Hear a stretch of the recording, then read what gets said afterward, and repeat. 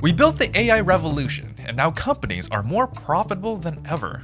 And as a reward, they use the same tools to cut us out. And then over time, we'll get to the point where a lot of the code in our app, and including the AI that we generate, is actually going to be built by AI engineers instead of people engineers. And the dominoes have started to fall. The company says 14,000 corporate jobs are being cut. I see the email that I was impacted by the layoffs. I don't know what happens now. Just kind of in disbelief. Today, you're learning faster than ever, you're producing more than ever, and somehow, you're falling further behind. So if history is right, the tools won't kill the jobs, they'll kill leverage. And once the first domino tips, the system doesn't break, the people inside it do. This is how the AI timeline will play out, and how the dominoes fall and connect back to you. The first domino always sets up from desire. AI didn't arrive because we were curious. It arrived because we wanted more. More output, more speed, more leverage. One person finishes what used to take a team. Take a look at this small randomized controlled experiment with 435 participants ran across 122 teams. What they found was individuals paired with AI actually matched the performance of conventional teams. But that's not innovation, that's leverage, slowly slipping away from the workers. More on that in a little bit. But once the power exists, everyone wants it. Companies want it to cut costs. Managers have to hit higher targets. Workers need it just to keep up. This is how every revolution starts, not with a loss, with leverage shifting uphill. Now let's come back to the idea of leverage and elaborate on it. Here's what I mean. Back in the 1400s, the printing press was born. It didn't replace scribes overnight. It just printed faster. And when machines can do the work of hundreds of people, the demand for handwriting vanishes. Speed becomes value.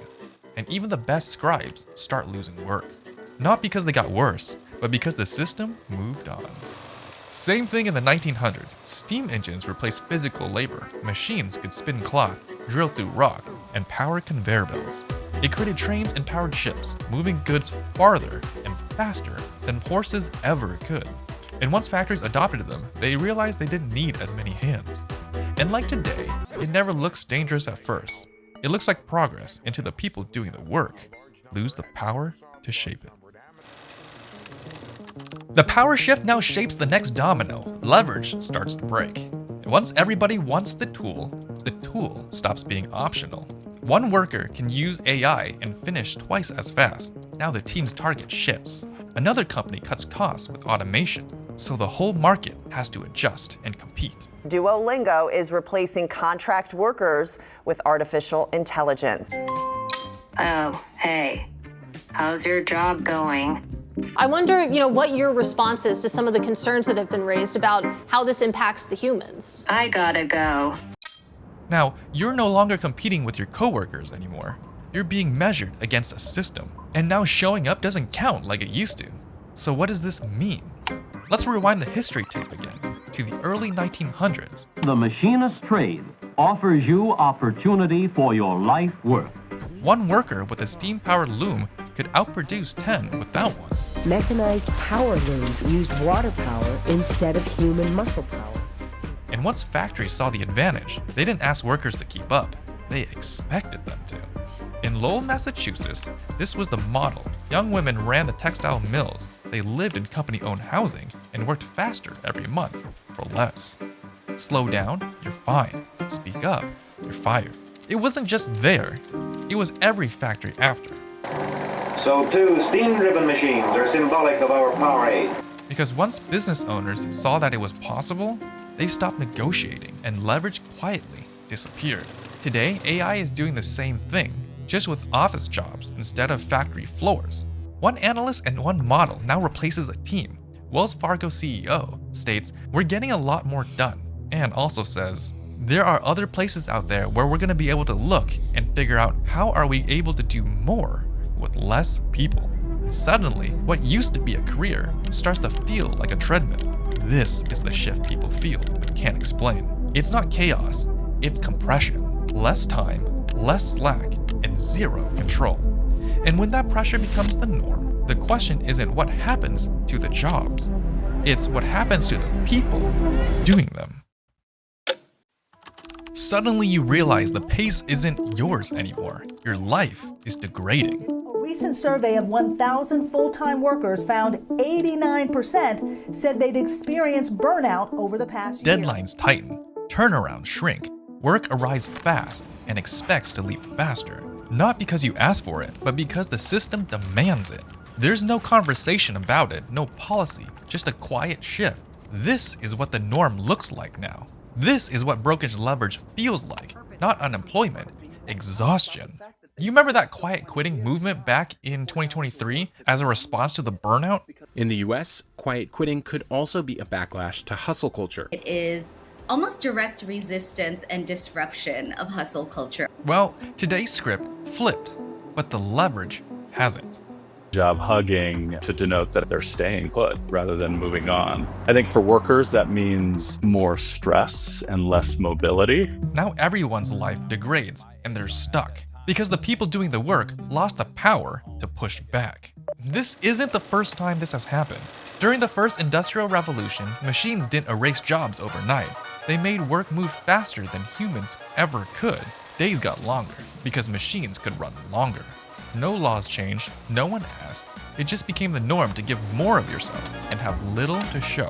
AI creates the same pressures today. By raising expectations, organizations are pushing workers to keep up and adapt. Because when effort stops being enough, life compresses, tighter days, shorter breaths, less room to move. Now everyone starts to ask, how do I even keep my head above water? So the AI revolution forces you to do what people have always done. You adapt. You polish your resume. You take courses, master new tools. And at first, it feels like progress. Effort still feels like control. But something strange starts to happen. No matter how much you improve, the pressure doesn't lift. Everyone feels the same way, so workers chase better conditions. They move towns, they switch trades, and they try to outrun the pressure. Classrooms fill back up as trade school enrollment is up significantly. But reality sets in. Everywhere you go, the hours are long, the pay is flat, and the machines set the pace. Because the problem wasn't the job, it was the system lurking behind it all. And when trying harder stops working, then the mindset starts to shift. If we can't escape the system, what would it take for us to fight for a change? Right now, you're probably feeling something similar. That feeling isn't new. It's what happens when technology raises output faster than workers can negotiate the terms. So what's the solution? In the early 1900s, during the first industrial boom, workers tried everything individually. They worked harder, they switched jobs, they learned new skills. None of it fixed the pressure, because the problem wasn't effort, it was leverage. So they did something different. They unionized. And let's be clear on what that actually means. A union isn't a political statement, it's a mechanism. Individually, workers have no leverage. Collectively, though, workers control one thing companies need to function: labor. Once workers could act as a group, three things changed immediately. Wages started tracking productivity again.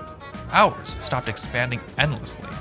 And companies had to negotiate instead of dictate. This chart captures what happens next: wages rising with productivity, right as unions took hold for boomers and Gen X. That's leverage coming back. This ushered the golden age of capitalism. That's why the middle class grew. The same amount of work today went further back then. Not because they worked harder, but because the system shared the gains. Now bring this back to today. AI is creating the same pressure: higher output, tighter expectations, less slack. But here's the critical difference. AI doesn't just speed up work, it reduces the number of workers needed. And today, companies have something different: outsourcing. That weakens the union lever. Today, the union solution won't work. Unions only work when labor is hard to replace, local, essential to the production. AI attacks all three at once. So the lesson from history isn't unions save workers forever, it's this: leverage only works when the system still depends on you. Last time, workers forced leverage back into the system. This time, the system is actively trying to remove the need for workers altogether. And that raises the real question: if labor is no longer the source of leverage, what is? Now the story splits, but neither gives you your old life back. If you're interested in why leverage keeps slipping away, and why bringing it back is harder than it looks, click on the left domino. It's a catch-22 situation. But if AI breaks the job ladder entirely, and you want the answer to the question, how do people make money at all? That's the other domino. If you like channels that connect all the dots, the falling dominoes, and how it ties into you, then remember to hit the like and subscribe so this can get out to more people. Either way, I'll see you there, because that's the final domino. Until next time.